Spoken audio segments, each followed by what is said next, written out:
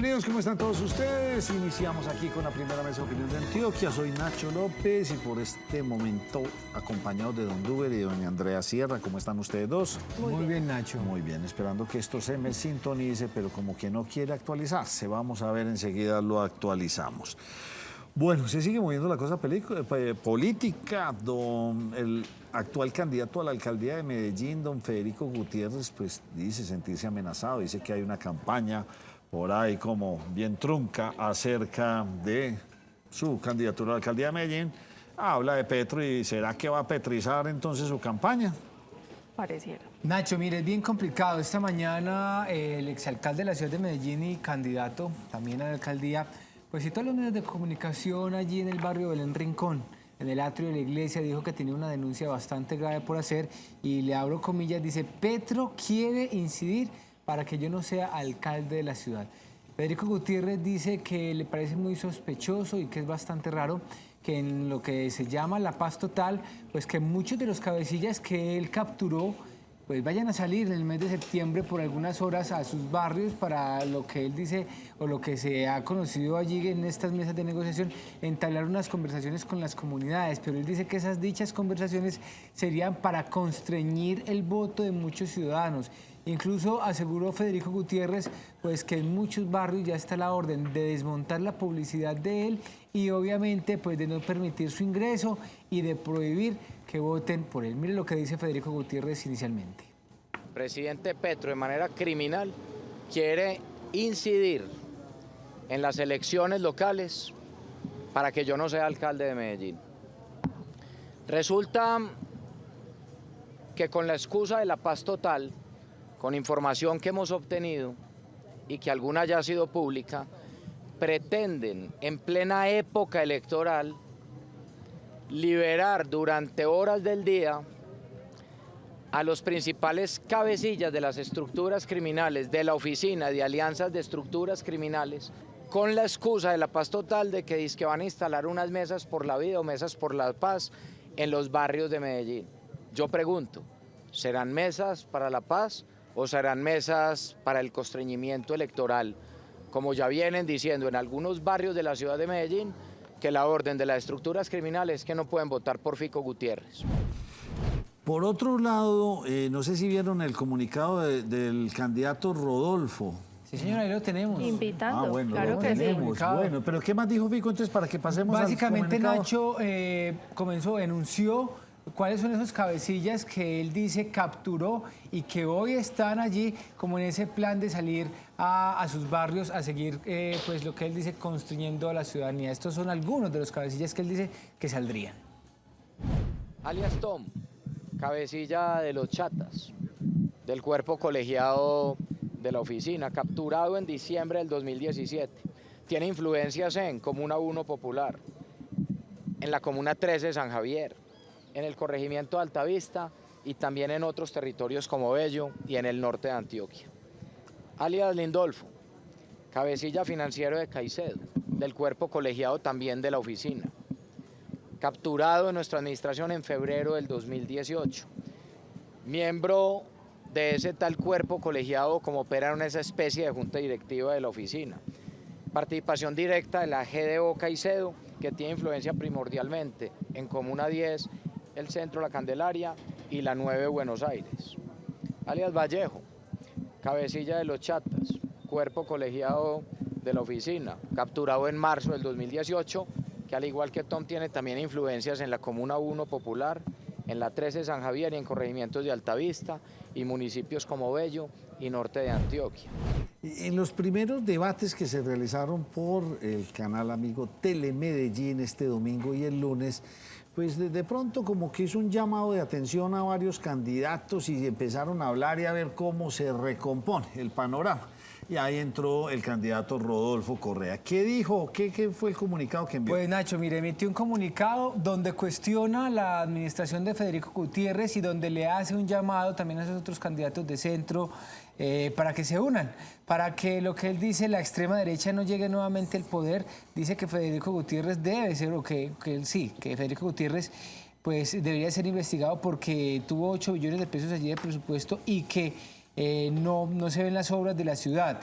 Básicamente ese es el comunicado que Rodolfo Correa emitió a través de sus redes sociales. Pero dice que es ser investigado. ¿Por qué? Es que no lo entendí. Porque no hay obras, o sea, porque no dejó ningún tipo de obra. Textualmente, dice así, comienzo diciéndole que estoy convencido que en Medellín hoy existen fuerzas y actores sociales y políticos suficientemente para ganarle a Federico Gutiérrez y evitar que la extrema derecha y la vieja política gobiernen la ciudad. Si hoy Federico lidera las encuestas, no es por sus méritos, sino por nuestra decisión. Y ahí más abajo dice desunión, y más abajo habla de los 8 billones de pesos que, según él, no se ven en nada invertido en la ciudad de Medellín. 8 billones. 8 billones, sí. O sea que propone todos contra Fico. Sí, eso es lo que él propone. Todos contra Fico. ¿No les recuerda mucho la campaña que hizo para la gobernación de Antioquia, que era un todos contra Aníbal, y resultó en la administración de Aníbal? Todos con Aníbal. Era un Sí, fue el todos contra primero que Aníbal. se acomodó en la administración de Aníbal. Pero fue porque Aníbal lo buscó.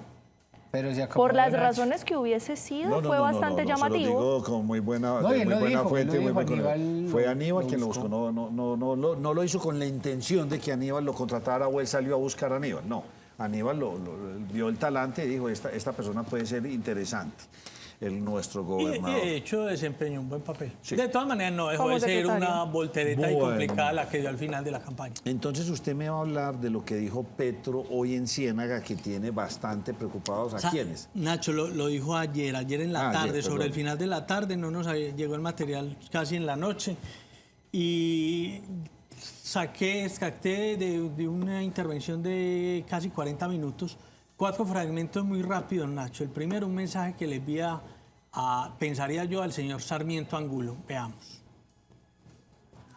Este gobierno va a hablar desde el nombre de las personas que votaron por él, que representa a esas personas y queremos representarlas porque nos sentimos felices y contentos haciéndolo.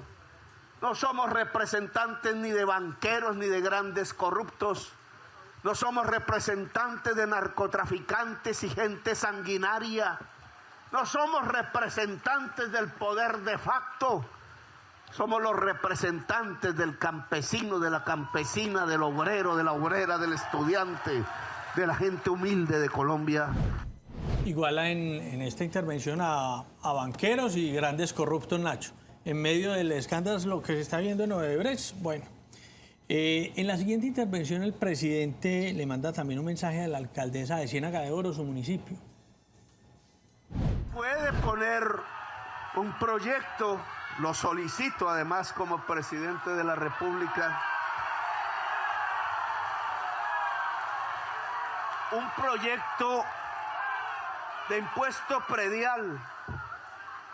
Póngale a todo aquel que tenga más de 500 hectáreas y no produzca ni una mata de yuca el más alto impuesto predial, para que ese impuesto pueda ayudarnos a parar el Marco Fidel Suárez y pueda hacer que la educación de Ciénaga de Oro empiece a ser la mejor de Córdoba y pueda hacer que la mejor educación de Córdoba sea también de las mejores del país.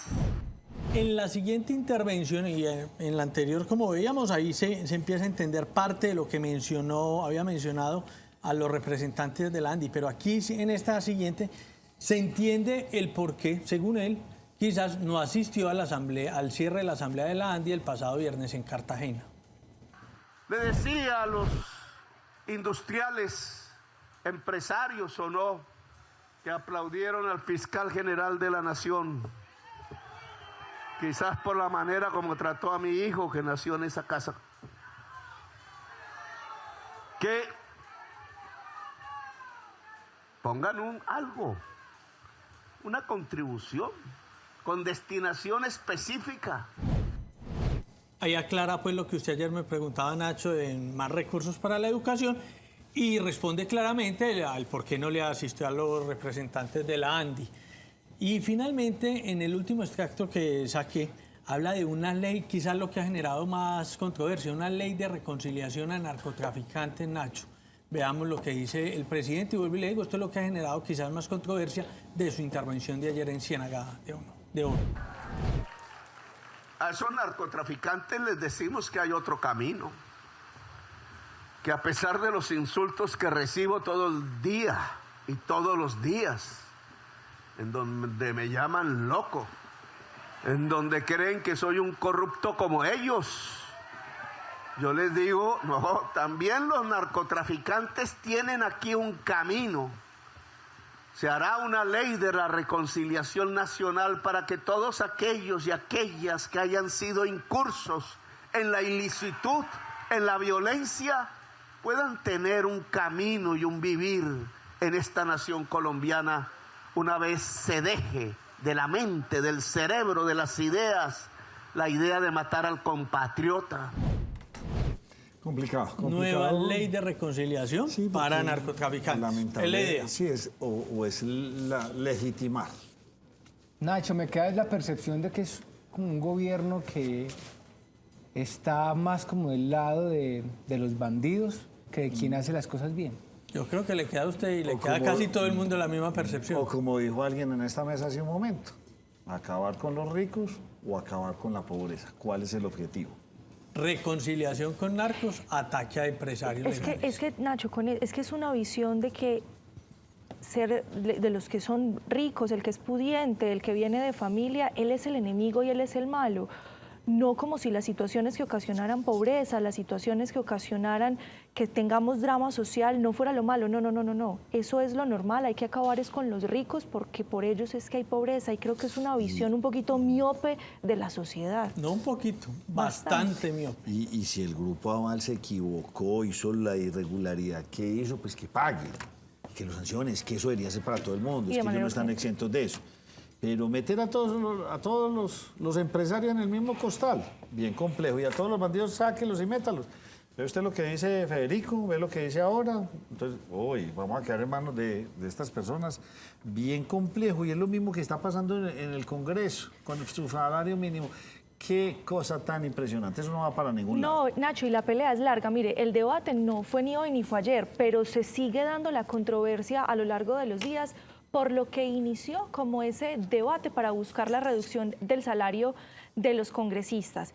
Empecemos recordando una cápita, y es, cuando se estaba dando ese debate en la plenaria del Senado de la República, el senador Miguel Uribe Turbay aprovechó su espacio de disertación porque en un momento determinado ciertos representantes, entre ellos, según el senador Uribe del Partido Comunes, pues estaban señalando a las familias que habían nacido de forma pudiente, que tienen privilegios, etcétera y demás, que para ellos era muy diferente. Y se llegó al tema de la conversación de que en ese salario de los congresistas se debería empezar a debatir también los privilegios que tienen los congresistas, no solamente en los altos sueldos. Y en ese orden de ideas, el senador Miguel Uribe sacó a relucir que hay ciertos congresistas que reciben unos bonos para tanquear, perdónenme el coloquialismo, la gasolina de sus vehículos que les son asignados por la Unidad Nacional de Protección o por la Unidad de Protección Nacional. Ante eso salieron a la luz pues muchísimos reclamos. Antes de continuarle con la noticia, Nacho, quisiera que escucháramos una cápita, un pedacito de lo que decía el senador Uribe en esa disertación y luego les sigo contando qué fue lo que pasó. Escuchemos al senador Uribe.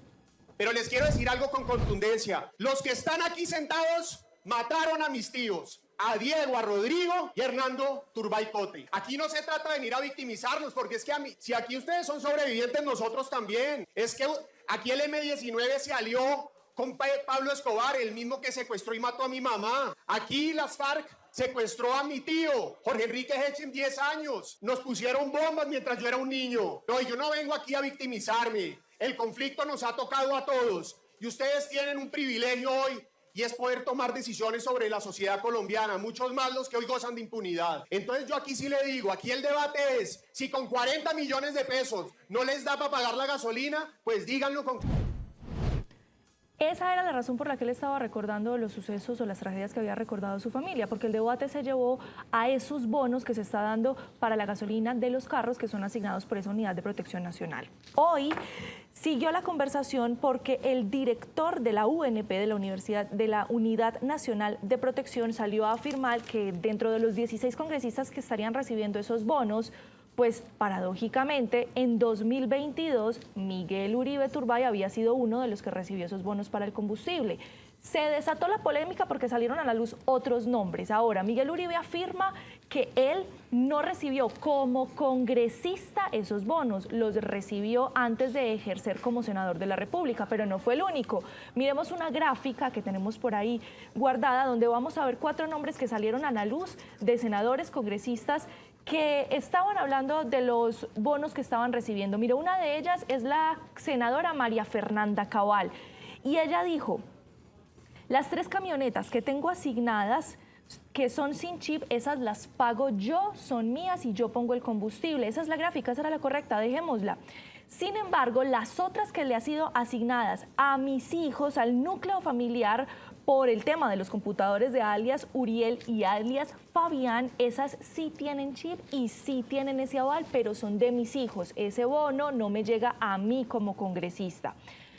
El senador Miguel Uribe Turbay, también lo decíamos inicialmente, pues él salió a decir que el 100% de lo que se paga lo pone él de sus ingresos, que no es cierto que tenga asignados bonos de combustible. Ahora, Iván Cepeda es uno que sí admitió que recibe un cupo para financiar el combustible de sus vehículos, sin embargo, él asevera que también aporta un poco para que se dé ese transporte. Mejor dicho, Nacho, ese debate sobre la reducción de los salarios de los congresistas y ahora los bonos que reciben para tanquear está haciendo que la polémica cada vez sea más grande. Nacho, en principio se conoció de 18 nombres, 6 del pacto histórico, 3 de los comunes. Sí. O sea, la mitad. La mitad, sí, me impactó mucho eso, porque es primera vez que están ahí, pero entonces nos van a dejar quitar ese gran logro en la vida. Sí, señor. Y se la están ganando toda pulpita, mucho dinero. Isabel Y con Zuleta. esa trayectoria de la que hablamos en estos días también, o sea, y esa plata que están ganando para apoyar a sus candidatos, o sea, salario me entra, pero para apoyar candidatos. No, creo que no está prohibido por la ley, pero se vuelve la cosa como extraña. Cuenten. Isabel Zuleta, Isabel Zuleta y eso es que no una estamos, y eso que nos hemos entrado en la polémica que mencionábamos el día de ayer, Nacho, sobre ese artículo que fue aprobado en el que se buscaba que pudieran hacer otras actividades paralelas al ejercicio legislativo. Pero mire, Isabel Cristina Zuleta, una congresista de acá de Antioquia, pues ella fue una de las primeras que dijo, no, venga, hay que cuestionar el tema de si reducir o no el salario que tienen los congresistas, aun cuando en 2021 había manifestado en su cuenta de antiguo Twitter, hoy ex, que le parecía que si era para vivir con dignidad, ese salario se alejaba mucho de esa realidad. Sin embargo, el debate del día de hoy es porque en una entrevista que le concedía a un medio de comunicación nacional, ella afirmaba que para su dieta vegetariana se estaba gastando 2,5 millones de pesos mensuales en una alimentación que es para ella y su esposo, y que buscó un apartamento bastante económico que está oscilando un poco más de los 4 millones de pesos. Entonces sí le cuestionaban bastante a esta senadora de pronto esa alimentación y esos costos que ella estaba exponiendo en su momento. Pero, pregunta, ¿esa alimentación, esos apartamentos salen de dónde? De su salario. Pues gasta 6 millones de su salario, te quedan otros Vámonos 30 y pico. con las malucas de Uber. ¿Qué pasó en Bello? Nacho, mire, en Bello, pues las autoridades reportaron la captura de El Diablo. Y de acuerdo a lo que dicen las autoridades, pues este es uno de los hombres más buscados del municipio, también aparece en el cartel de los más buscados. Esta persona es señalada de haber participado por lo menos en 100 homicidios, o estar vinculado a 100 homicidios en el municipio de Bello, de esa situación que se vivió en el año 2018, que recuerde usted que fue un año donde se presentaron muchos homicidios allí al norte del Valle de Aburrá por cuenta de confrontaciones entre el MESA y otros grupos y otras estructuras delincuenciales. Junto a esta persona fueron capturadas otras 5 personas y también, pues, Nacho, se les encontró allí como algunos elementos de guerra. Por supuesto, están siendo o serán procesadas por el delito de extorsión, homicidio y concierto para delinquir. Don Duber, esa historia está bastante rara, la del taser. Sí, Nacho. Mire, eso ocurrió en el barrio Prado del municipio de Bello, hoy en horas de la mañana. Allí lo que pues dicen inicialmente familiares de la víctima, un hombre al parecer que tenía algunos problemas mentales, es que se puso muy agresivo, empezó como que estaba apretando muy fuerte a la mamá, llamaron a las autoridades, llegó la policía.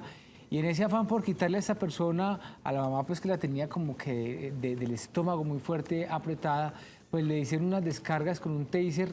El hombre como que tuvo que ser llevado a un centro asistencial de allí del mismo municipio y lamentablemente perdió la vida. Lo que dicen ahora sus familiares es que pues que se investigue si hubo un exceso de fuerza, un exceso en la descarga de estos taser, pues pocas veces se ha visto que una persona acá en Medellín fallezca por un taser, pero sí, efectivamente, pues ya ha ocurrido, también han ocurrido hace algunos años algunas situaciones y piden es que investiguen esta situación que ocurrió con este hombre de 36 años. Y vuelve estos enfrentamientos en nuestro departamento y en el país, está enrarecido el orden público, combates en Cáceres, ¿entre quiénes? Cáceres, Nacho, entre el ELN y el Clan del Golfo. Dice el Ejército y la Policía del Departamento de Antioquia, pues que allí durante la mañana se han presentado unos combates, el Ejército logró llegar allí al lugar donde se viene presentando esta situación en la vereda San Pablo. Inicialmente se había hablado de una masacre de 6 personas, pues lo que indica el Ejército y la Policía es que al llegar al lugar, hace algunos minutos, se encontraron un cuerpo sin vida y lograron la captura de 5 personas que estarían siendo procesadas allí en esta situación.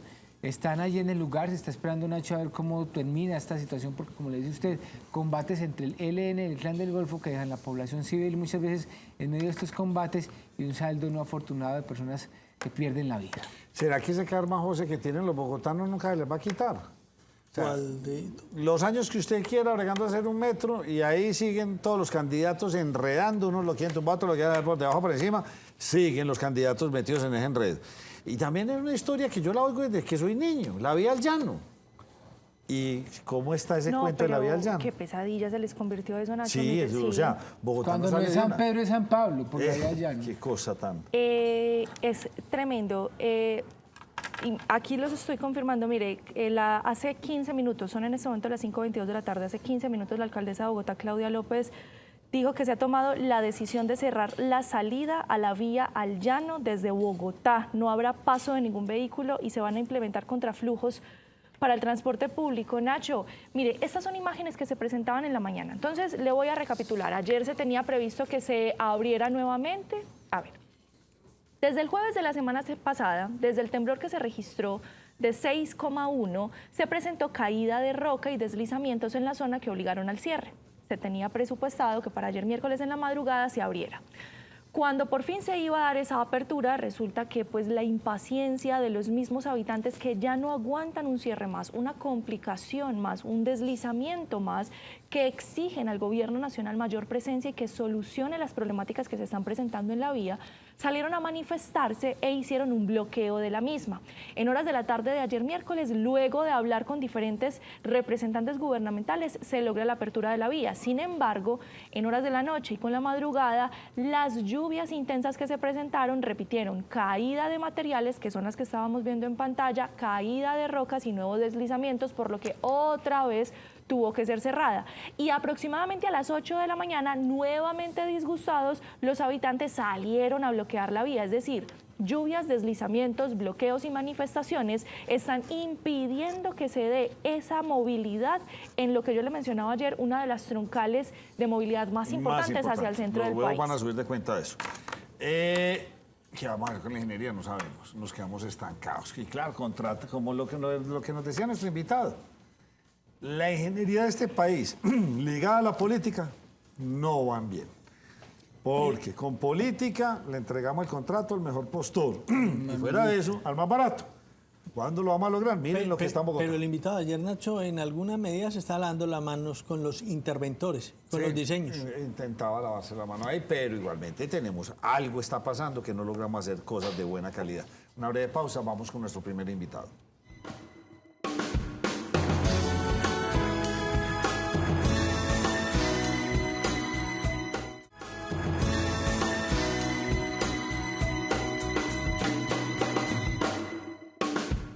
Luis Bernardo Vélez, concejal de nuestra ciudad y ahora también candidato a la alcaldía porque de esta no se baja. Bienvenido, ¿cómo me le va? Bueno, Nacho, muchas gracias y a todos los amigos de la mesa y a los televidentes, siempre muy contento de estar acá. ¿Cómo le fue en el debate? En el primer debate de Telemedellín. Sí, señor. Me fue bien, me sentí bien y yo lo digo inclusive porque ustedes son otro canal. Yo quise ir, voy a ir a cualquier debate, inclusive de aquí voy a un debate que tiene Asocomunal. Todas las juntas de Acción Comunal invitó a los concejales aquí en Aso Guayaquil y vamos a ir. Porque Nacho, y también tengo que decirlo porque ¿Invitó también a los concejales o a los candidatos? Perdón, invitó a los candidatos, muy bien. yo me sentí con garantías en el debate, porque hay gente que no fue, un día no fue uno, al otro día no fue otro candidato, que porque no había garantía. Yo sentí garantía, nos dieron el mismo tiempo, y yo pienso una cosa, y empiezo por ahí, y es reiterada en este programa. Yo creo que es la posibilidad de que los candidatos a la alcaldía, en este caso, contemos nuestras propuestas. Yo tuve la posibilidad, a veces el tiempo es muy corto en estos debates, y fuimos 8, fuimos 7, faltó uno, pero uno tiene la posibilidad de hablar de esto. Yo me mantengo, esta es como la Biblia, del programa de gobierno, porque es que la gente tiene que votar por programas de gobierno. Uno muchas veces no entiende por qué los políticos hablan de empleo, pero les toca, porque en última instancia pueden ser unos facilitadores para que el sector privado siga dinámico, generar ciertas normas, hacer acciones para que realmente se potencie el empleo. Y en ese sentido, ¿usted qué tiene para ofrecerle a la ciudad de Medellín? Nacho, voy a intentar reducir un poco pues el tiempo, porque nosotros en el programa de gobierno, si algún capítulo fue importante, si algún capítulo tiene muchos programas y proyectos, es el tema de empleo. Y lo voy a decir por esto un poco coloquial. Yo creo que en el ser humano una de las cosas básicas para poder movilizarse, para poder desarrollar su proyecto de vida, de la familia, es el empleo. Imaginemos nosotros sin empleo. ¿Qué hace una persona sin empleo? A mí en estos recorridos que estamos haciendo tanto, antes en las firmas y ahora pues buscando la favorabilidad de la gente, a mí me parece dramático, y lo voy a dibujar de esta manera. Un muchacho que esté en una esquina, sin hacer nada, sin ningún proyecto de vida, esperando quién le dé una oportunidad. O un joven que salió del bachillerato, o que la familia hizo un esfuerzo para que él terminara su tecnológica, su carrera de psicólogo, de ingeniero, y los hemos encontrado en la casa acostados, deprimidos, y ahí es donde van entrando los jóvenes al mundo de la droga, de la desesperanza, de la enfermedad mental, o del vicio, o de la ilegalidad, o de la criminalidad. Entonces yo pienso que si algún foco le tenemos que poner el próximo año en la alcaldía de Medellín, y generar y gestionar con la empresa privada, con el gobierno nacional, departamental, todo lo que se pueda, es el empleo. Inclusive nosotros traemos una cosa que yo la he vivido muchísimo y la proponemos como en el programa de gobierno. Los jóvenes en el primer empleo hay que ayudarles en todo. A mí me parece dramático.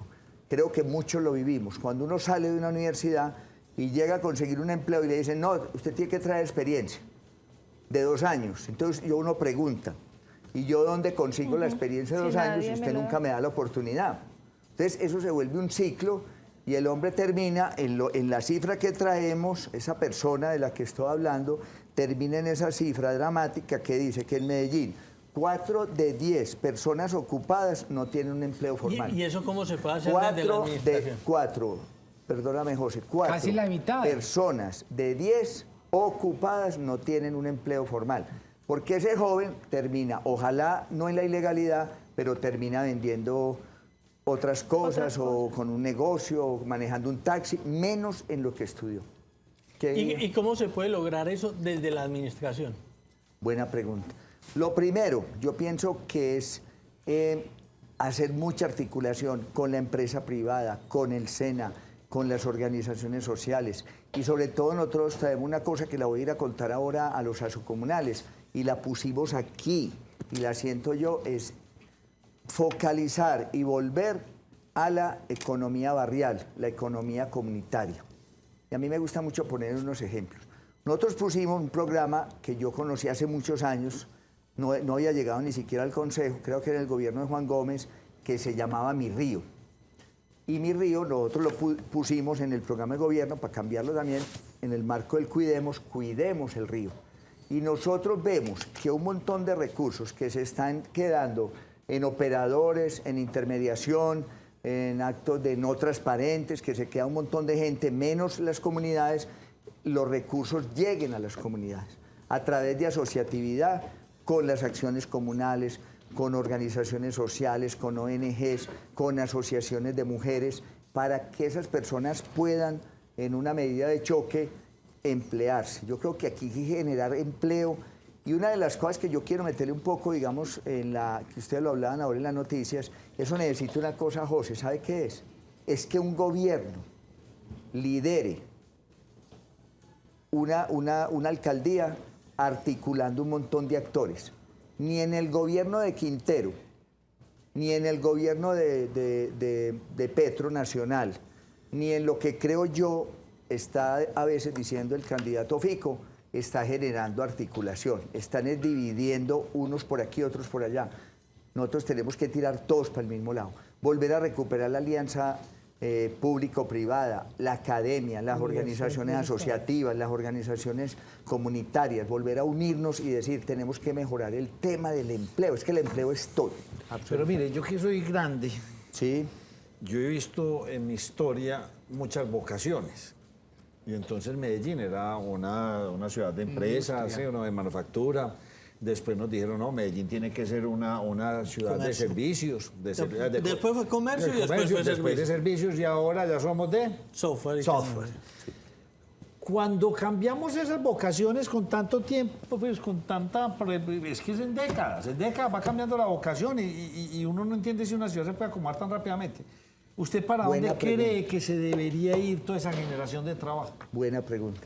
Yo creo lo siguiente, nosotros cuando construimos este programa de gobierno, lo reconozco, hablamos con mucha gente, y voy a dar unos créditos aquí, con Juan Manuel Higuita, con mucha gente que han trabajado con la Cámara de Comercio, un montón de gente que ha estudiado el tema y llega, yo diría que hay una cosa que es clave. Primero, nosotros ya somos un distrito de ciencia, tecnología e innovación.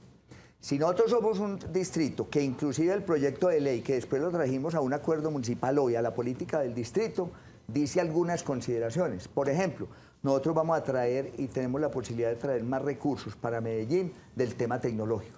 Segundo, nosotros tenemos, si yo digo ni siquiera si queremos, los gobiernos tienen que tener una vocación alrededor de la tecnología y la investigación.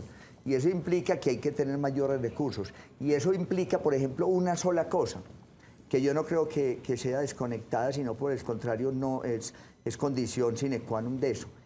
Nosotros tenemos que jugarle a una ciudad mínimo bilingüismo, una segunda lengua, ojalá tercera.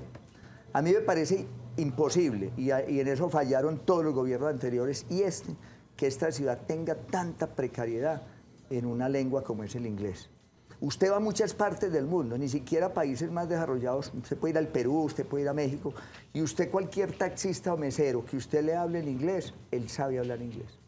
Es decir, un mesero, una camarera en un hotel, nosotros cómo vamos a imaginarnos un distrito cuando este gobierno municipal no avanzó en ninguna política de bilingüismo en esta ciudad. ¿De qué tecnología estamos hablando? Con otra cosa, Nacho, y usted también lo sabe, todas las personas, los jóvenes que sepan inglés en esta ciudad, tienen empleo.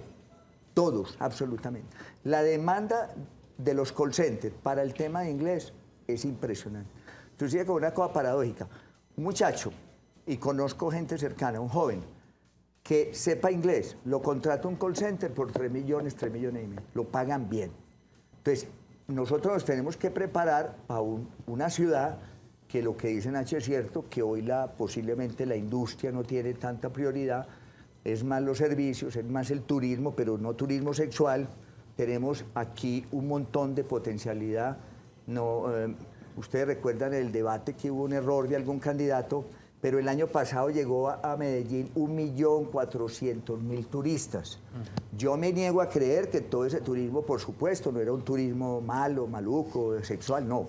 La mayoría, drogas, ¿no? Gente que viene porque le gusta el clima, porque le gusta el verde, porque le gusta la comida, porque le gusta vivir aquí, porque el dólar le rinde mucho. ¿Cómo vamos a crear una industria del turismo que genere un montón de empleos? ¿Medellín se puede perfilar para turismo empresarial? Muchísimo, y para turismo de eventos. Aquí nosotros tenemos que pensar, y lo hablaba yo en un debate del Consejo, Plaza Mayor ya quedó pequeña. Usted sale muchas veces acá a conseguir un salón en Plaza Mayor y no lo hay en 2, 3, 4, 6 meses. Nosotros necesitamos ya crear un mundo mucho más grande de eventos, de hotelería. O sea, aquí todas las oportunidades están por hacer.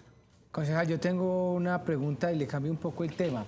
Tiene que ver precisamente con el tema de la paz total y esa intención del gobierno nacional de liberar por algunas horas o algunos días a estas personas que se encuentran hoy en las mesas, que fueron en algún momento líderes de esos grupos delincuenciales, y hacerlo ahora en septiembre, como lo denunciaba esta mañana Federico Gutiérrez? ¿Qué opinión tiene usted sobre esa situación? Bueno, a mí me gusta la pregunta. Lo primero, si yo, y espero ser el alcalde, yo avanzo en un proceso territorial siempre y cuando haya garantías para los alcaldes. ¿Qué significa garantías? Un alcalde, para que no le pase precisamente lo que le pasó a Federico en su alcaldía cuando le encarcelaron a Gustavo Villegas, su secretario de Seguridad, es que usted tiene que estar muy blindado, porque a nosotros nos guste o no nos guste Petro. Tenemos que entender que él es el presidente. Y si él él quiere hacer un proyecto de ley alrededor de unos temas, pues los alcaldes lo que tenemos que hacer en el escenario de un alcalde es decir, si hay garantías para que nosotros avancemos, listo. Si esto es serio, es verdad. Porque yo también creo, y lo digo, no le podemos hacer trampas a la paz, pero tampoco nos podemos negar a la paz territorial. Es decir, también hay que entender que en esta ciudad, y yo que la conozco, y ustedes que la escuchan, es indiscutible que hay unos procesos de ilegalidad, que ojalá haya un proceso también que los logre negociar, que pueda haber unos acuerdos, pero donde la gente gane, donde la gente de verdad le llegue una paz y no una paz, digamos, de mentiritas. Y lo otro, yo quisiera también, referente a lo de mi amigo pues, y compañero y de candidatura, Federico, es decir, yo quisiera pensar que lo que él hace no es, digamos, un asunto político para ganar réditos y que le vaya bien en la campaña, porque me parece que con la paz pues no se puede jugar. Y yo también tengo que decir una cosa con toda la sinceridad, como otro la puede decir.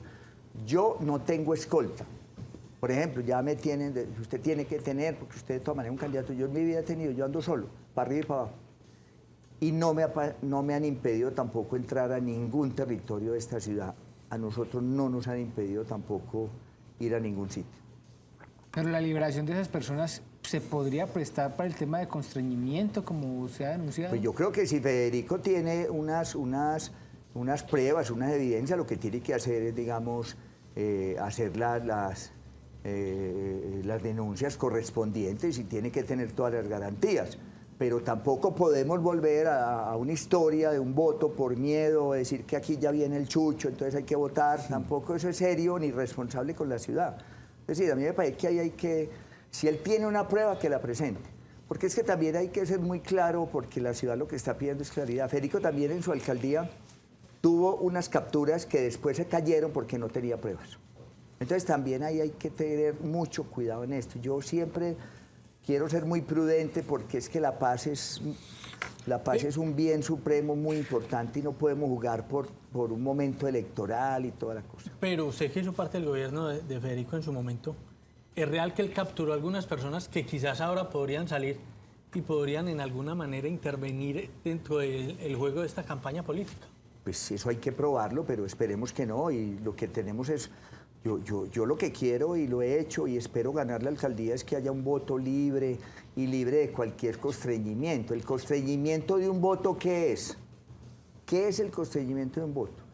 Yo le digo, aquí en esta alcaldía hay constreñimiento del voto. Y en otra alcaldía ha habido. Y le voy a explicar por qué. Yo hoy llevé desde las 7 de la mañana, seguro ahora lo van a ver, una carta a los funcionarios públicos, la entregué personalmente en la alcaldía, diciéndoles que en la alcaldía mía nadie será echado por condiciones políticas, que lo único que lo va a salvar de su cargo y de su derecho al empleo es su meritocracia, su profesionalismo, su calidad del trabajo. Y cuando yo le digo a este señor, si usted no vota, usted no va al evento, usted no me consigue 300 o 500 firmas, yo lo voy a echar, es un constreñimiento. O cuando yo le digo, le voy a dar 50.000 pesos.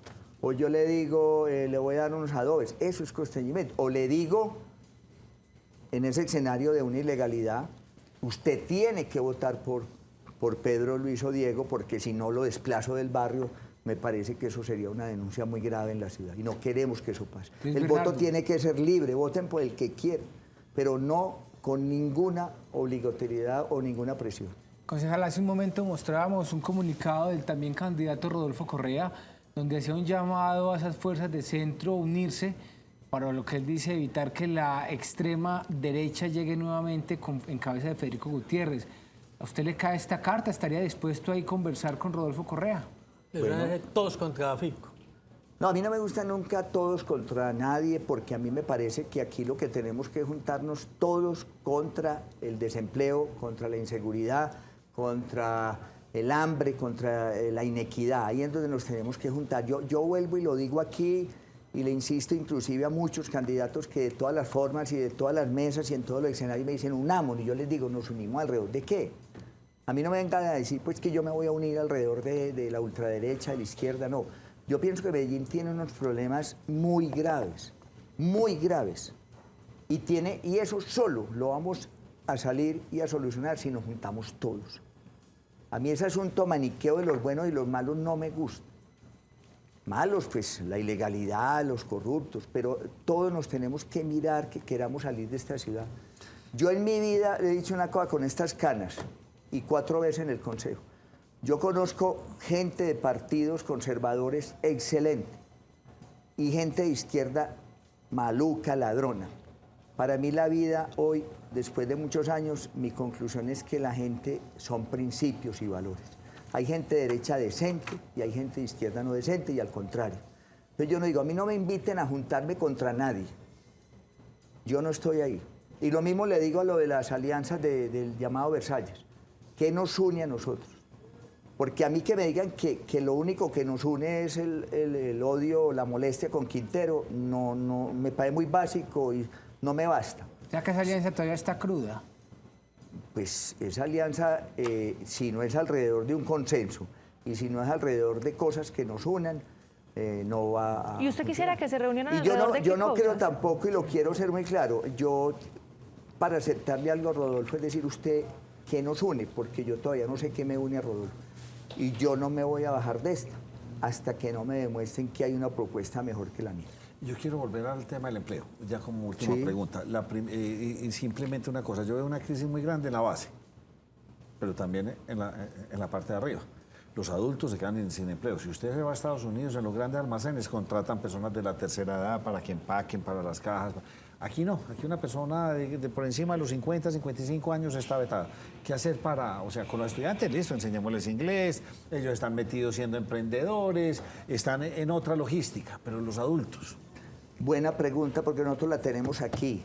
Nosotros vamos a crear la Secretaría de las Personas Mayores, y lo hablé una vez, y no es un asunto burocrático. No hay que crear un puesto más ni un cargo más. Ahí es que articular, poner a hablar las cajas de compensación, la empresa privada. Pero ¿sabe qué hay que hacer aquí? Yo lo creé en mi gobierno, en mi secretaría, ¿sí? Cuando goberné la Secretaría de Inclusión Social, y allá está por fortuna, no la han podido desmontar. Se llama la Escuela para la Inclusión de Oficios. Aquí lo que necesitamos es un montón de oficios que hoy no los hay. Necesitamos tecnólogos que no los hay. Yo hablaba con unas personas de unos restaurantes, porque aquí el crecimiento de la hotelería, por fortuna, y de los restaurantes y del tema de eventos, de cafés, ha crecido mucho. Consiga usted hoy un mesero, consiga usted hoy una cocinera. Allá hay que hacer un montón de escuelas de oficios, porque también los jóvenes necesitan pertinencia. La ley, el discurso de los consejos y las alcaldías, voy a contar la última cosa que es simpática, dicen, oiga, la gente no quiere ya trabajar en el campo, ya usted no consigue una persona para sembrar. ¿En qué condiciones quiere usted que la gente siembre? Si yo soy el alcalde, nosotros propusimos aquí, los jóvenes del campo hay que darles tecnología. Yo no puedo poner un joven hoy en una vereda como Isla de Altavista, Buga, o en una vereda del Placer de Santa Elena, sin internet. Dele toda la tecnología, no es el distrito pues de ciencia y tecnología. Coja a ese hombre, a ese joven, dele tecnología en cómo se cultiva bien, dele tecnología en hacerlo bien, en hacerlo productivo. Dígale cuándo siembra la mora y cuándo siembra mejor la papa. Dígale que usted tiene un crédito que le van a ayudar. Dígale que usted va a tener internet. Y seguro que ese joven va a tener una posibilidad y una oportunidad de quedarse en el campo. Porque es que uno se queda donde le va bien. Así es. Pero si usted se queda, le cae una lluvia a la berraca como cae en Santa Elena, le arruinó todas las moras y nadie lo apoya, pues usted se viene a coger un colectivo o a hacer cualquier cosa en Medellín. Entonces, esto es de entender la realidad Hay alguien que decía, Juan Manuel Eguita dice algo que es un hombre muy, muy experto. Dice, hoy la formación de pertinencia. Cuando yo empecé a estudiar medicina, había una demanda de médicos. Hoy no, posiblemente no hay tanta demanda de médicos. Puede que haya más demanda de cocineros, de gastronomía, de inglés, no sé. Entonces también tenemos que entender la realidad. Entender y comprender. Pues candidato y concejal, Bueno, gracias yo por haberme hablo acompañado. mucho, Yo sé. pero bueno, Vamos, seguimos aquí. ahí me lo con otro. perdonan. Muchas gracias. Vamos para adelante.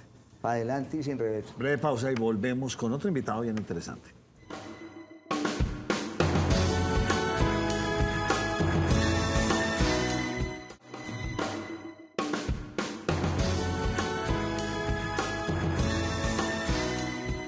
Esta sección es patrocinada por el Raspa y Listo de la Lotería de Medellín. Lotería de Medellín. Lo tuvimos aquí hace algún tiempo cuando era rector de una entidad que queremos mucho, el CES. Qué buena universidad esta. Fue rector muchos años allá, ahora se dedica a otras lides políticas.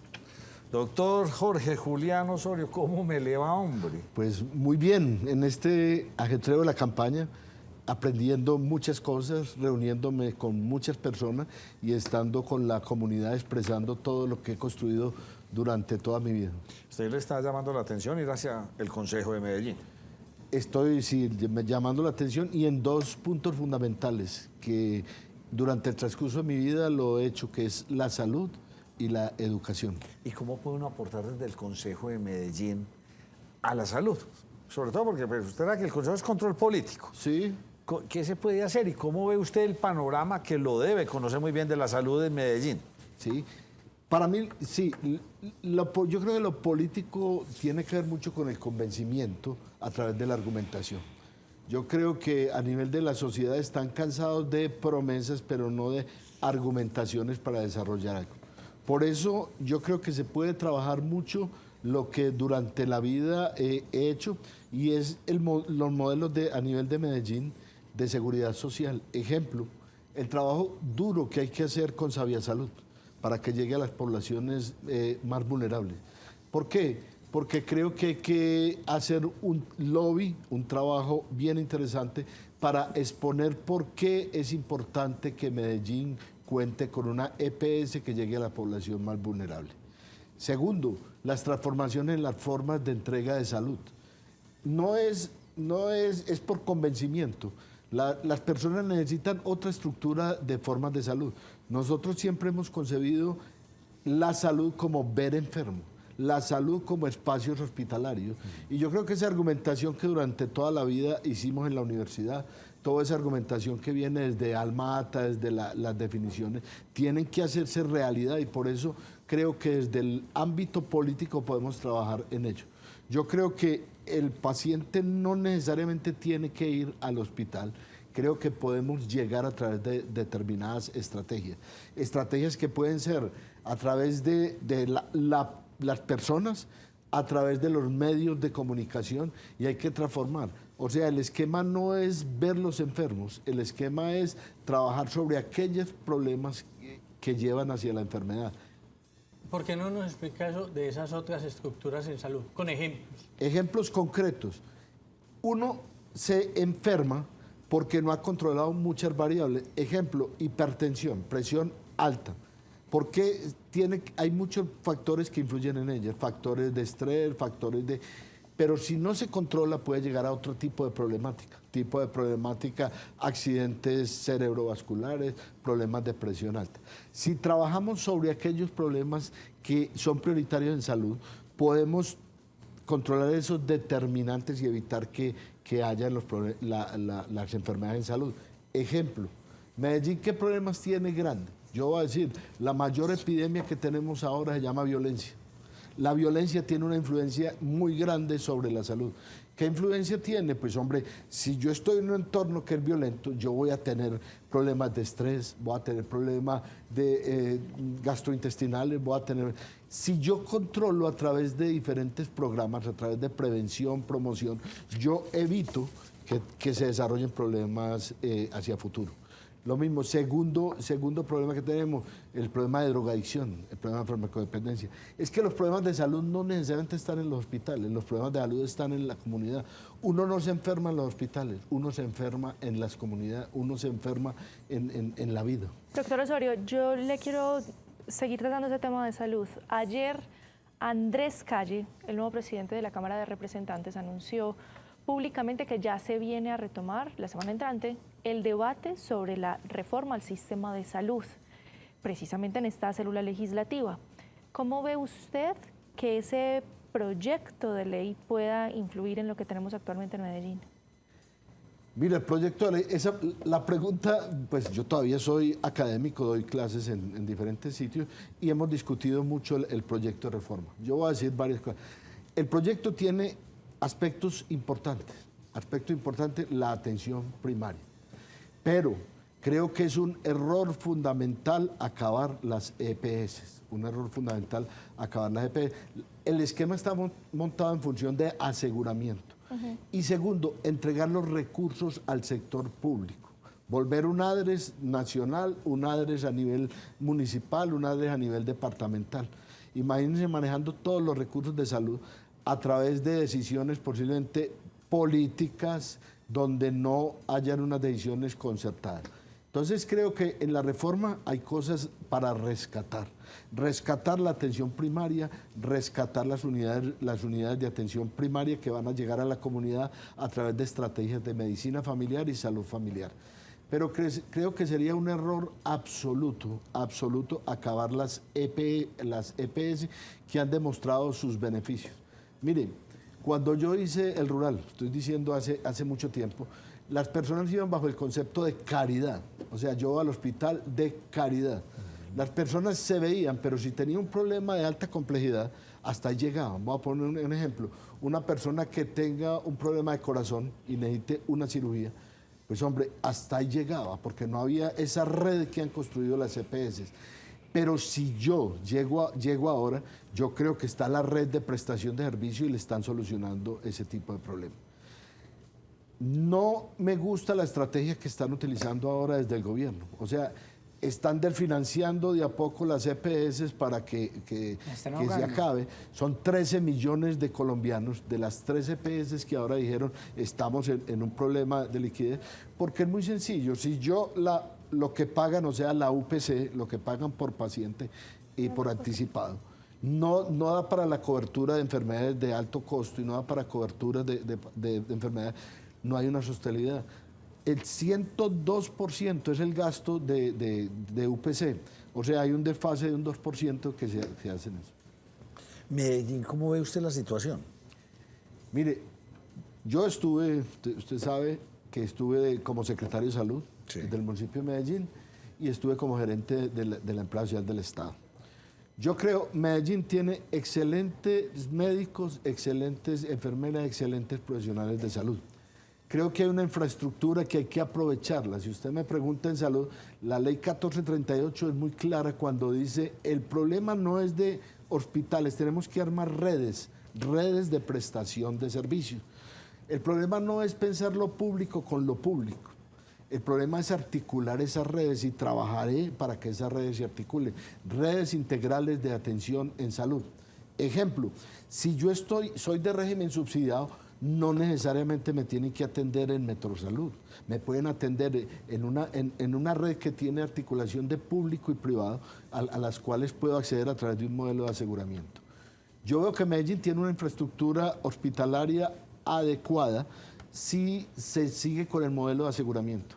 Pero si llegamos al modelo de lo público, con lo público, creo que habrá unas listas de espera muy grandes y creo que se demorará la solución a muchos problemas en salud. ¿Dónde habría que reforzar en Medellín? Pues porque estamos hablando ahora, estamos en una crisis con los niños, ¿sí o no? Con las unidades maternas. Las unidades maternas, las infantiles, o sea, estamos en una crisis que...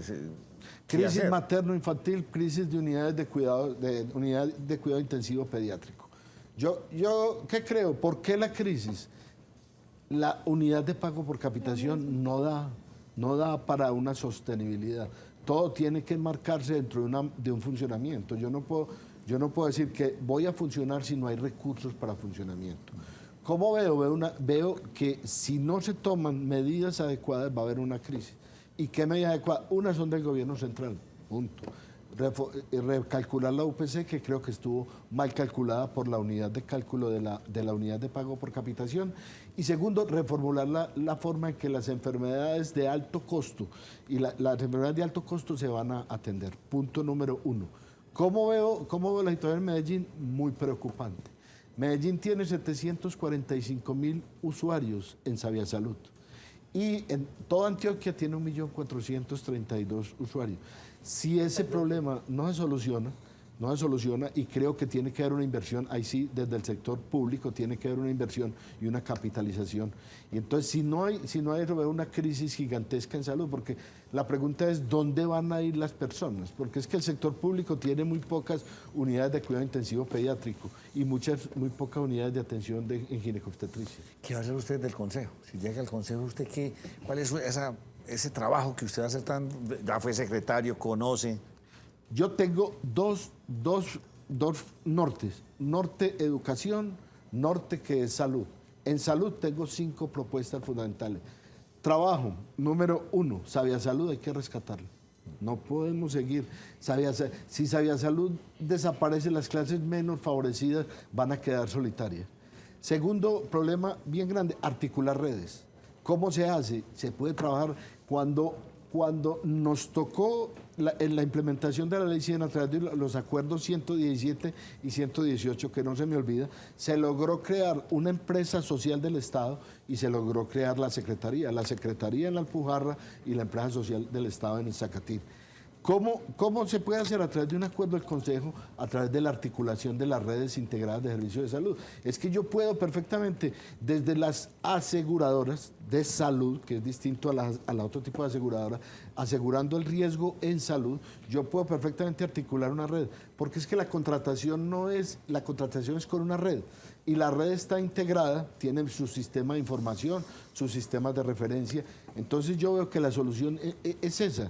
Segundo punto. Tercero, corrupción. Existen mecanismos de control de corrupción, que son las ligas de usuarios, las veedurías ciudadanas, que están creadas a través de acuerdos y de resoluciones. Hay que comenzar a fortalecer esas formas de participación. Mire, las ligas de usuarios creo que son las más desarrolladas, pero los COPACO, los comités de participación comunitaria y las veedurías ciudadanas en salud, creo que hay que desarrollarlas para evitar que la corrupción continúe en el área de salud, que es el cuarto punto. Hay algo que se ha trabajado de ahora, que es el paradigma de cómo se ve salud. Pero usted ve que Medellín, y EPM tiene una red bien importante, Medellín ha desarrollado un modelo de telesalud. Telesalud no es telemedicina. Entonces, en telesalud podemos desarrollar lo que dice la norma, teleasistencia. Y yo creo que ahí se controlaría mucho. ¿Qué es la teleasistencia? Llegar a través de los medios de comunicación a las familias.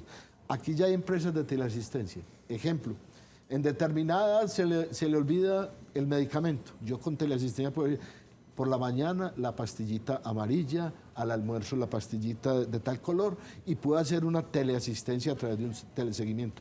Entonces el punto número 4, desarrollo del área de telesalud, que es bien importante. Entonces, ¿usted lo que haría sería presionar al secretario de Salud para que todo esto se dé? ¿O cómo haría usted ese control? Que es lo que yo no entiendo, porque eso son propuestas, pero que realmente el que las tiene que ejecutar o promover sería el futuro secretario de Salud de la ciudad de Medellín. Claro, pero es que el consejo directivo tiene que marcar un norte. Cuando yo tengo un consejo, en los consejos van marcando un norte, y yo creo que ese norte se puede hacer, uno, por convencimiento, y ese convencimiento es argumentación. Otra forma de hacer política. Primer punto. Segundo, participando a través de acuerdos del consejo que se van a presentar para que se implemente esas ideas que se tienen. Yo como parte de ese Consejo de Medellín, trabajaré de la mano con las diferentes secretarías. Y ahí es el punto 5 que le quería decir. Cuando estuvimos, y a mí me pareció excelente la experiencia, se articularon las secretarías de Educación, Secretaría de Salud. ¿Para qué? Para trabajar sobre los determinantes en salud, porque es que lo que determina la salud que se llegue es esa parte social. Entonces, ¿qué trabajamos en los determinantes? Alimentación. Si yo tengo alimentación, no puedo tener las 3 comidas al día, pues hombre, yo me voy a enfermar. Y eso no se cura en los hospitales. Primero, la articulación de la Secretaría es vivienda. Si yo no tengo vivienda, si no trabajo por el esquema de vivienda, entonces, ¿cómo articulo Secretaría? A través de convencimiento, a través de acuerdos que puedo llevar al Consejo. En ese tiempo se llevaron los acuerdos y se crearon las gerencias sociales.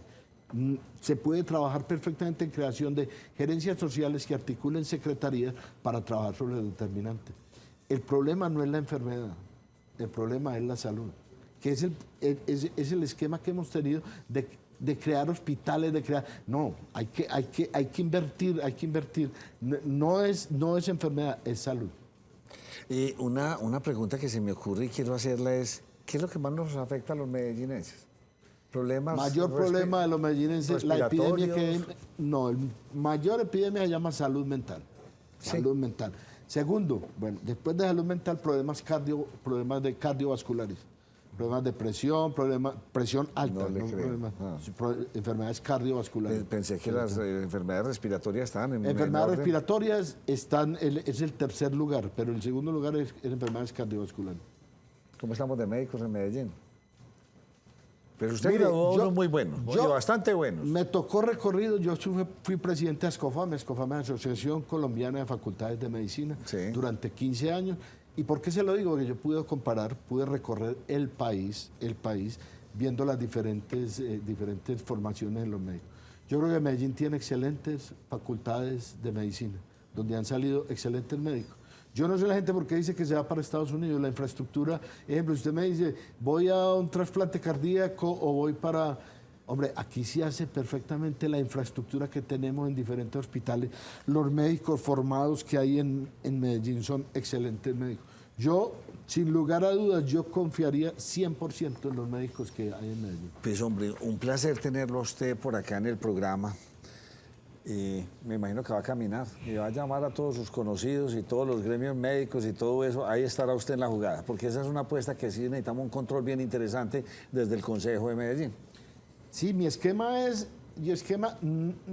la argumentación y la hoja de vida que tengo. Sí. Mi esquema es la transparencia que he tenido durante toda mi vida, lo que he hecho en salud y en educación durante toda la vida, que yo sé que la gente me lo reconoce, Por eso mi esquema es grupos pequeños de argumentación, mucho utilización de los medios, que es el segundo esquema que hemos planteado durante la campaña. Muchas gracias por haberme acompañado. Y la mejor de las suertes. La gracia es para ustedes. Muchas gracias. Muchas gracias. Hagamos una pausa en la primera mesa de opinión de Antioquia y ya volvemos. Si eres mujer mayor de 47 años y hombre mayor de 52 años y se le venció el término para regresar a Colpensiones, aún es posible lograrlo. Consúltenos en el 310-665-8193.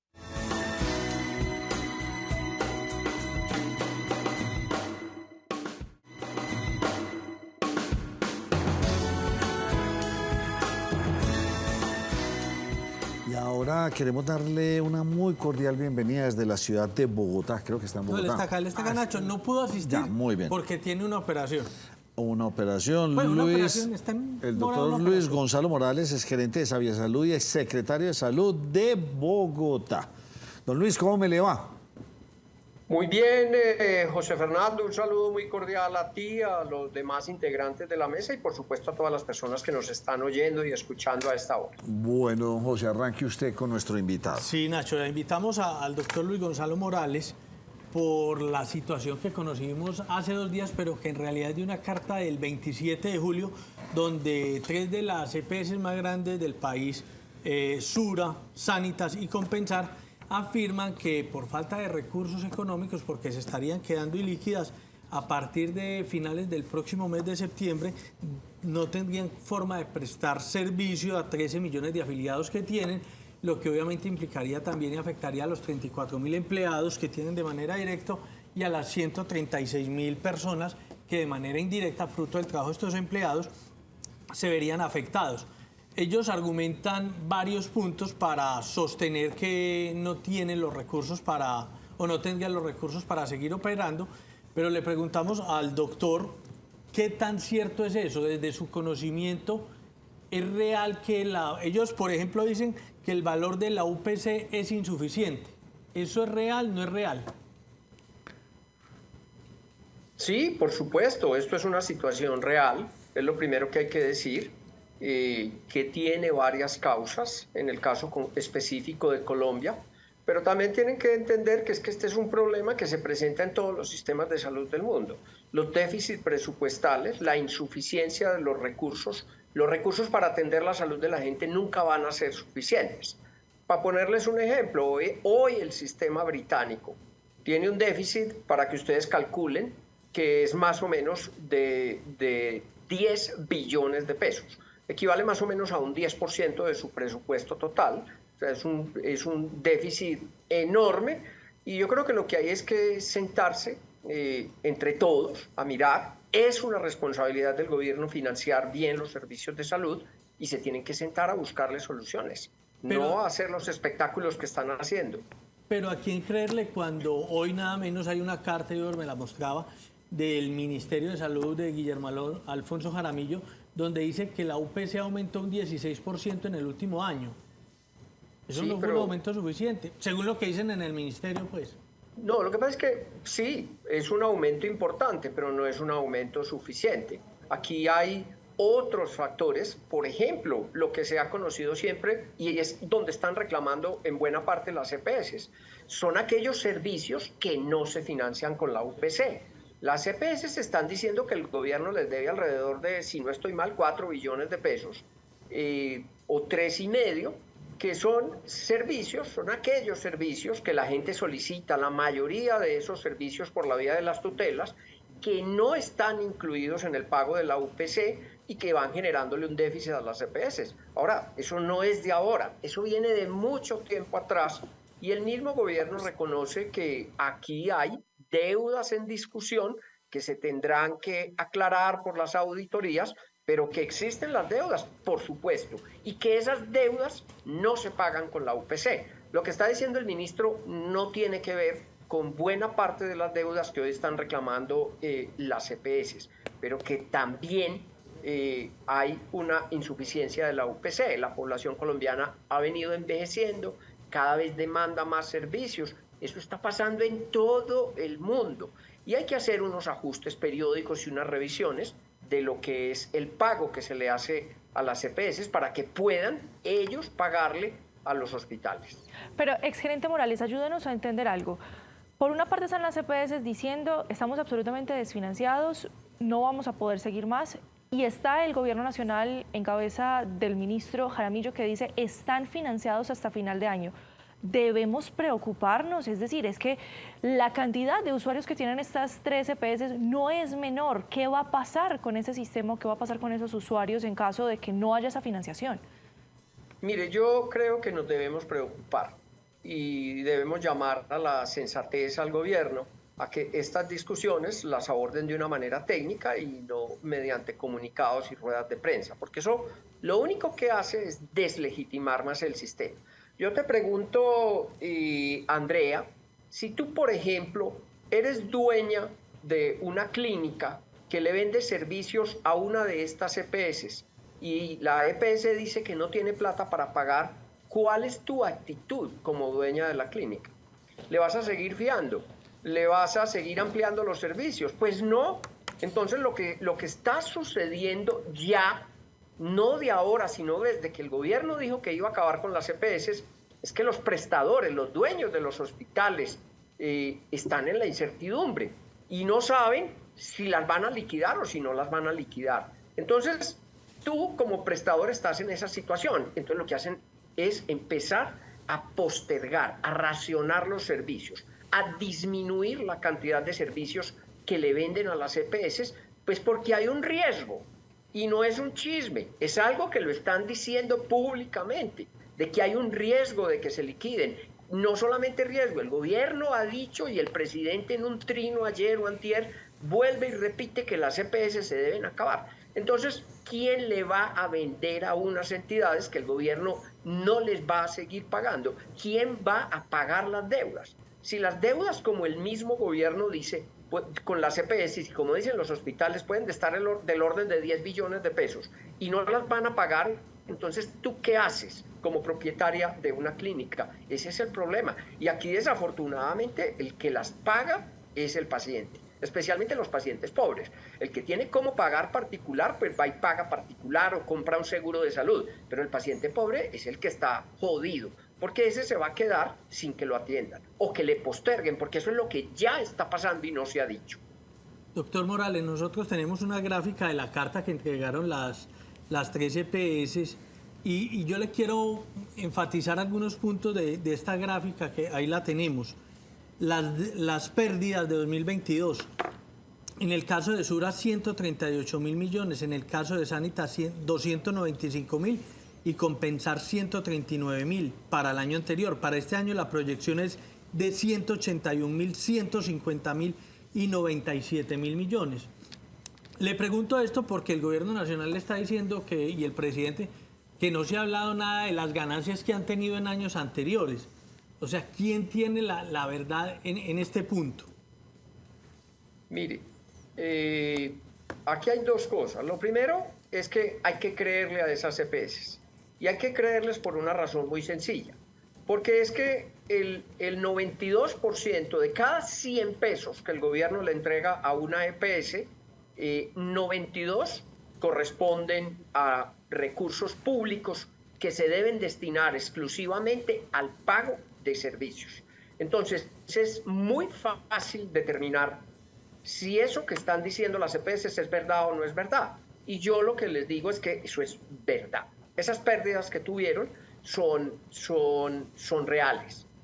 Ahora, en el año 2020, en el 21, tal vez, fue 21, en el 21, por efecto de la pandemia, pues hubo una disminución en la demanda de servicios. Y esa disminución en la demanda de servicios, pues produjo unas ganancias, entre comillas, ganancias, pero que a la hora de la verdad, todos los que en ese momento éramos gerentes de las EPS, pues a lo que destinamos esas ganancias fue a pagarle a los hospitales.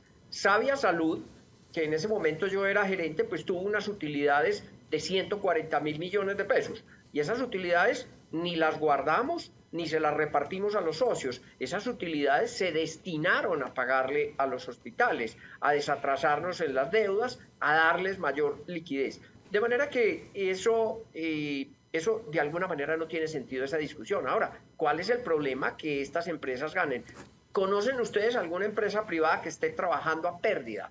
O que trabaje para no ganar nada y para perder dinero? Pues eso no tiene sentido tampoco. Me parece que esa es una discusión que no viene al caso. Doctor Luis, pero una pregunta, y me gusta el tema que usted pone, ya lo pasó, es que hay que ganar plata, y si no, entonces ¿cómo hacemos renovación tecnológica? Y entonces ¿cómo hacemos dotaciones del negocio? Si esto no da dinero, entonces nos vamos a quedar en una cosa médica de hace 50 años porque no nos vamos a renovar. Esto tiene que dar dinero para poder salir de la obsolescencia tecnológica. Por supuesto, es que esto no es gratis. Y actualizar la actualización tecnológica, todos los días salen nuevas tecnologías, todos los días hay mayores demandas y por supuesto que uno tiene que tener utilidades y esas utilidades pues son las únicas que se pueden destinar a eso que usted está diciendo, a la actualización tecnológica. Recuerden lo que le pasó a Palacino. Palacino está en la cárcel porque él utilizó parte de la UPC que le giraba el gobierno para construir clínicas. También pues construyó por allá, y dicen, aunque eso no está demostrado, de que construyó un club de golf o un campo vacacional. Pero él básicamente lo que hizo fue que coger plata de la UPC y construir clínicas. Y por eso fue que lo terminaron condenando, porque la Corte ya ha dicho que ese 92% de los recursos son recursos públicos y no se pueden destinar a ninguna otra cosa diferente que a prestar servicios de salud. Si la EPS obtiene utilidades, la está obteniendo del 8%. Y las utilidades solamente son utilidades hasta el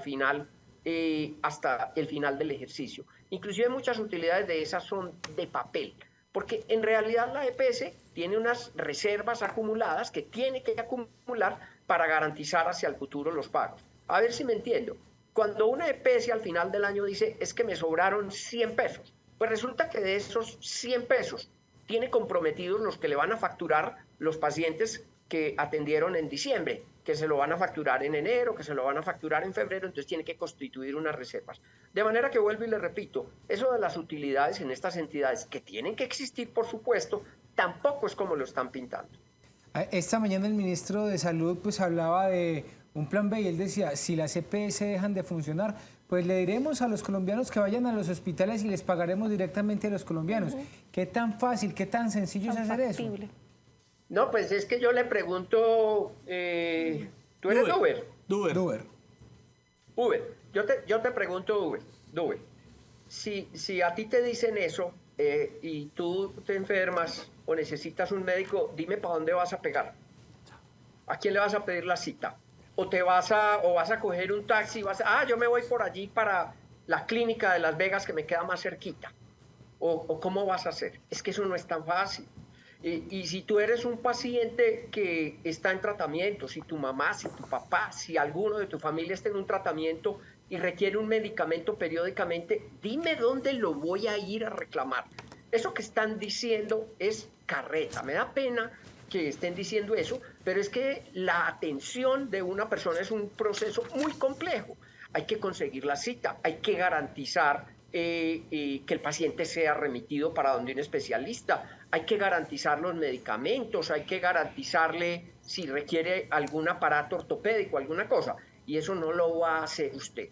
O sea, eso de que las clínicas están listas para atender, yo te pregunto, ¿para dónde va a coger la gente? Va a coger toda para el Pablo Tobón Uribe, y de pronto para Metrosalud no va a ir ninguno, pues porque como el gobierno ya dijo que iba a pagar, y que podía pagar en cualquier clínica, entonces la gente se va a querer ir es para el Pablo Tobón, para la clínica Medellín, para la clínica del Rosario, y van a colapsar los servicios. Además de que allá no les van a poder atender todo lo que la gente requiere, para eso son las EPS. Es que la atención en salud es muy compleja.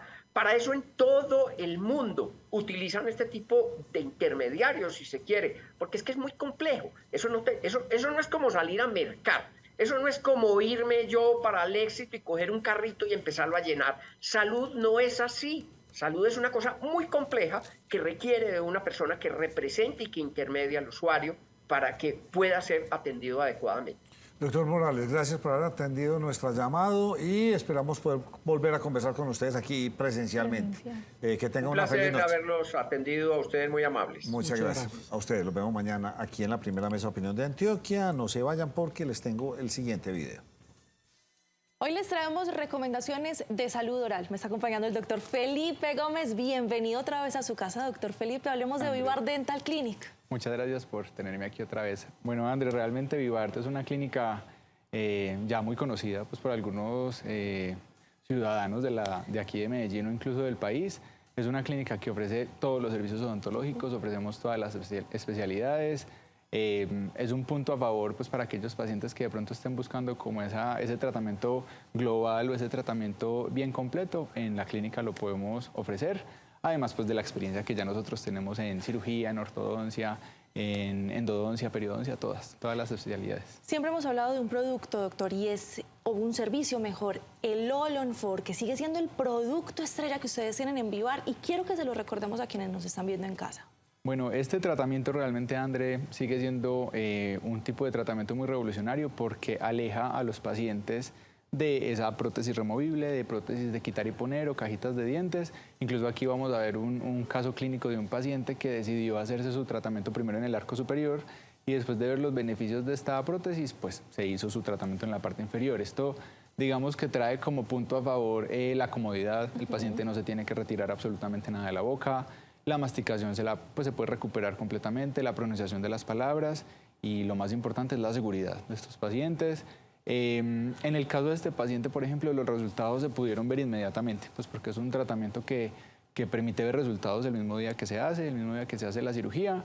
Ese mismo día se instala una prótesis provisional y a partir de ese momento el paciente puede hacer uso de sus dientes común y corriente para la masticación o el habla. Doctor Felipe, contacto y sedes, porque ustedes están estrenando una sede y hay que hablar de ella. Así es, Andrés, estamos muy contentos de estrenar la segunda sede aquí en la ciudad de Medellín. La principal sigue siendo en Medical, en el sector del Poblado. Esta segunda queda en el Centro Comercial San Diego. Esto lo hicimos con el fin de que los pacientes pues, de otros sectores de la ciudad, de varias partes, tuvieran acceso pues, a los servicios que nosotros ofrecemos. Entonces, digamos que es mucho más cercano para los pacientes. Aquellos que de pronto estén interesados se pueden comunicar por WhatsApp a la línea nueva que tenemos, que cambiamos de la anterior. Es el 324-577-8237. Los pacientes pueden escribir por ahí y pedir su cita de consulta completamente gratis. Doctor Felipe, gracias por acompañarnos. Andrea, a ti muchísimas gracias. Y a todos ustedes, muchísimas gracias. Quédense conectados con toda la programación del canal Cosmovisión.